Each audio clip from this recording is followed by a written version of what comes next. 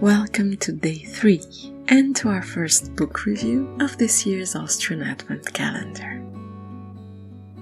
I started my series of discoveries in the land of Austrian literature with a light and amusing read. Wolfgang Hermann's Herr Faustini Takes a Trip.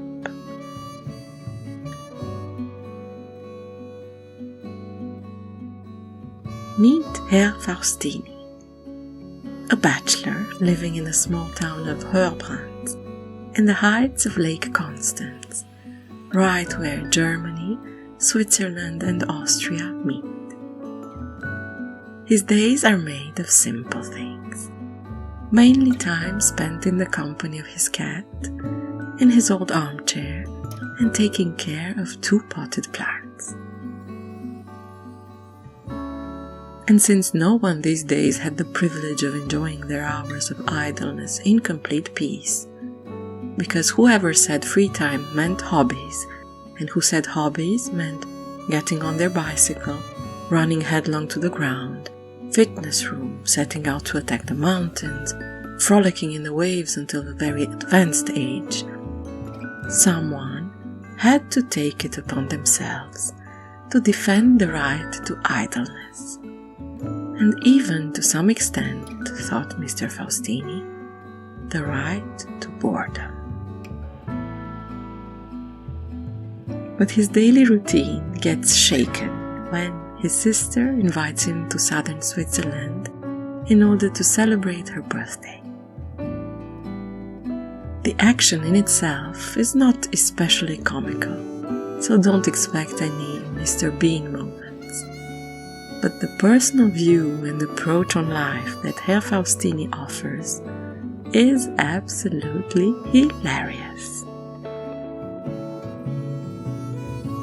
I especially enjoy the fact that, in planning his means of transportation to his sister's home, he asked the travel agent for the longest route, with as many interchanges and transfers as possible, with a clear preference for trains, and a slightly annoyed tolerance for buses.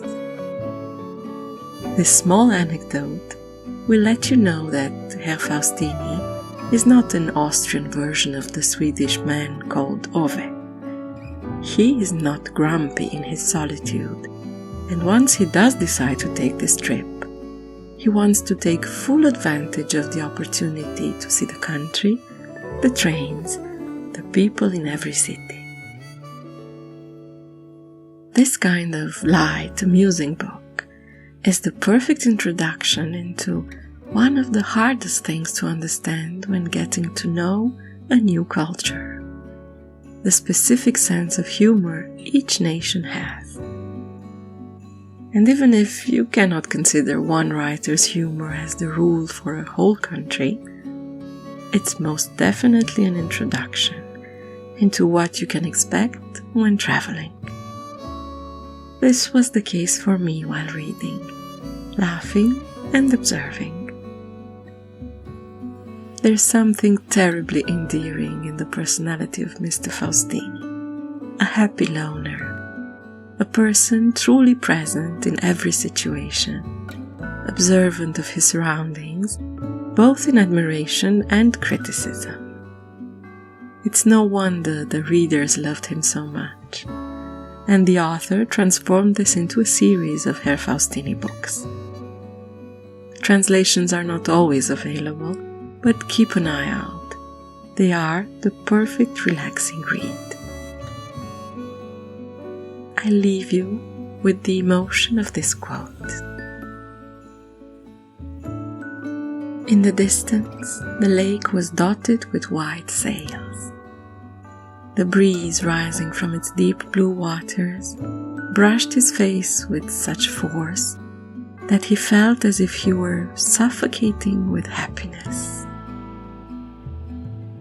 Mr. Faustini vaguely sensed that, hidden behind the word travel, however innocuous, was an endless succession of impressions capable of stirring the heart, and likely to give you strong sensations, such as you had never experienced before.